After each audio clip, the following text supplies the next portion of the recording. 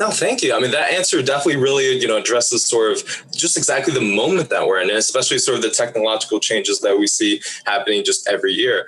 This leads right into my next question, which is on the campaign trail in a very crowded field of candidates. Many people saw you as the tech candidate, given your background in tech entrepreneurship and for all your innovative ideas about artificial intelligence, automation, cybersecurity, and even your engaging presence on social media.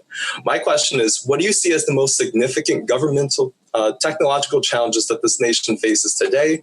What measures should the U.S. government take to ensure that we meet these challenges? And how do we retain our position as a world leader in technological innovation and advancement?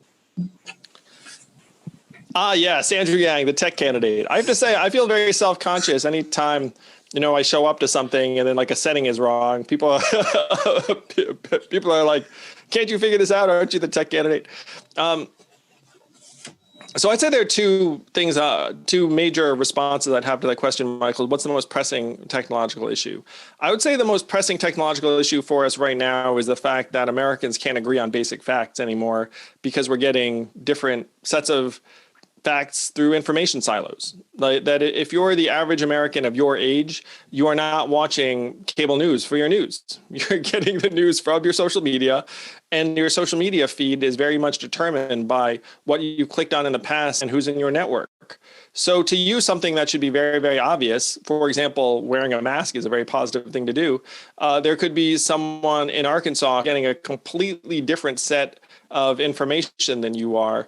And then when you come together, you're like, how are you voting the way you're voting or thinking about things the way you're thinking? And then they think the same thing in reverse because we're seeing almost different versions of reality. And unfortunately, the social media companies do better the more they put us in these information silos and reinforce what we're already thinking. So this may or may not be what you think of as a technology issue, though, in my opinion, it really is, because you're talking about Facebook that's making tens of billions of dollars off of us every year. And it makes more the more, frankly, angry and depressed we get, and the more we turn on each other. That's good for business. Like you have a business model where it's actually better if we don't agree. So this is going to continue to tear us apart, get angry and depressed. There are massive mental health implications for teenage girls in particular. Studies have shown that teenage girls have seen massive surges in anxiety and depression. And the mental health crisis is across every demographic, particularly young people, but teenage girls have shown more of a negative impact than other groups. And to me, as a parent, like if you're literally making your kids sad and anxious, then what is the point?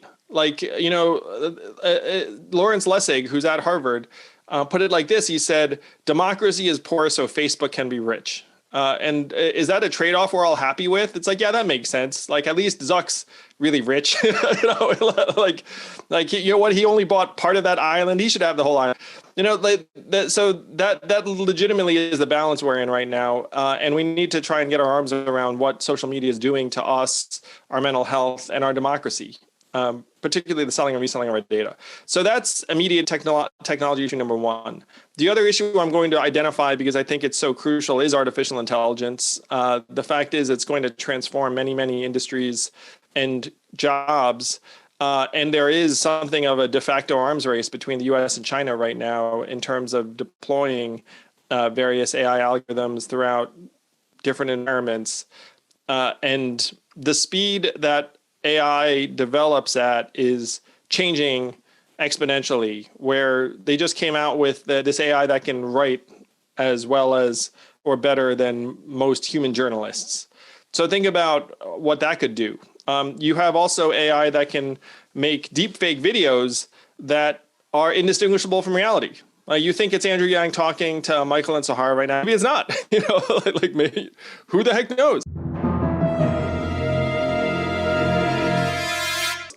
And so these are applications of AI that could push us into this real-time dystopia, where imagine if you could not distinguish fact from fiction because I could send you a video of someone doing something and you legitimately have no idea whether to trust it or not.